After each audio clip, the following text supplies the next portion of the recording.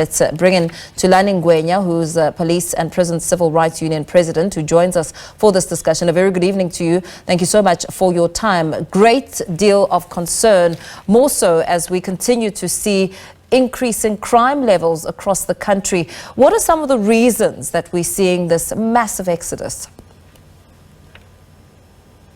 Good evening, Paul, and good evening to your viewers at home. The mass exodus in SAPS as a whole is caused by the slow pace of career pathing and upward mobility.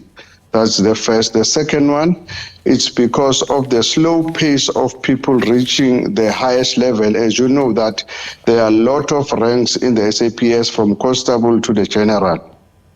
And therefore, that hinders the career pathing and the upward mobility of the members. That will delay them in ensuring that they reach their full potential in terms of benefits and their conditions of service. What about, so that's one thing that, yeah. that there is.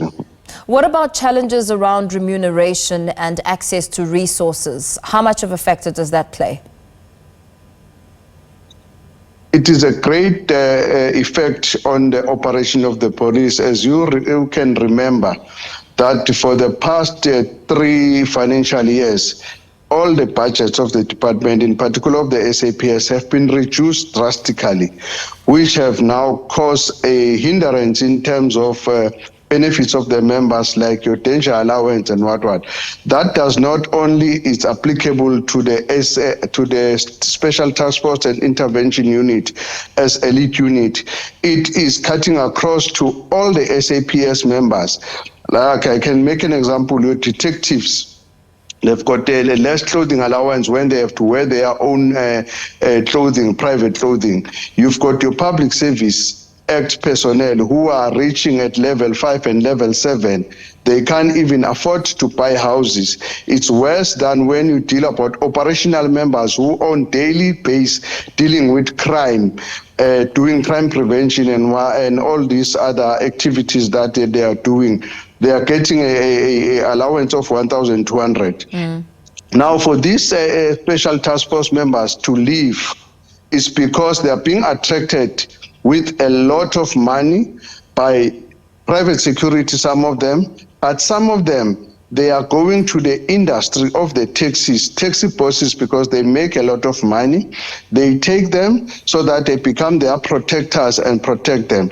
Then that is why we're saying this thing is going to pose a very serious threat. As you know that sometimes taxi violence is rife in the country. Yeah. Then what will happen when you're supposed to go and police that? You find that you've got your best expert who are on the other side in defense of that. Then it's going to be a serious threat in the country. That's why we're saying holistically we need to review and check what can we do for the South African police to be able to operate holistically from the ground up to the special task force and the specialized unit. Yeah, you mentioned something very important there, Thulani, speaking about the caliber insofar as skill is concerned, highly specialized and well-trained officers leaving in droves for better opportunities.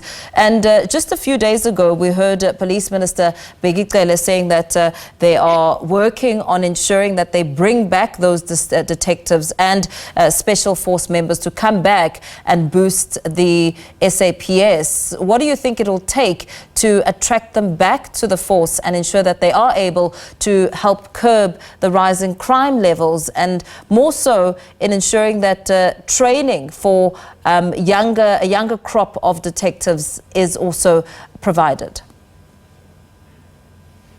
Mpo, you know, it's very surprising. People will always say a politician must not interfere in the police. It takes for a minister to see the crisis, but you've got DGs, you've got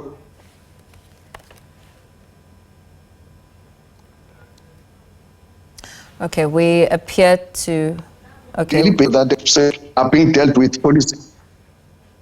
Yes. Okay, we almost lost you there, but you can carry on speaking. Yeah. I'm saying it takes a minister. When people are saying politician must not interfere in other, we welcome what the minister have seen, that the brain drainage in the SAPS should be stopped. But you've got the DGs and the DDGs who are on daily basis on the floor, supposed to be executing the same duties, looking at the conditions of service of the members, ensuring that the departments, the benefits of the members are being taken care of. But what we are saying, as the minister have said, that we are calling for the SAPS management to come to the table. We've got solution, we've got proposal that we can put across so that we cover the issue of SAPS as a whole.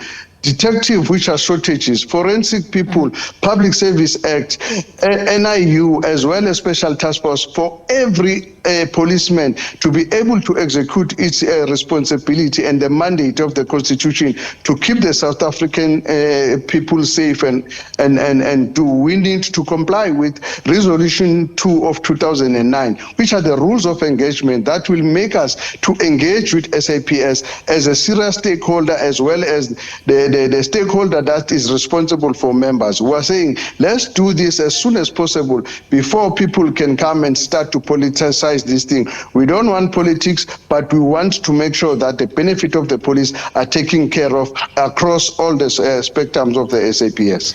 What is the ripple effect? I mean, there's a massive amount of officers leaving the SAPS. So one can almost imagine how much pressure this now places on those who remain behind, how there's a backlog of cases, and of course a massive psychological impact. What are members facing?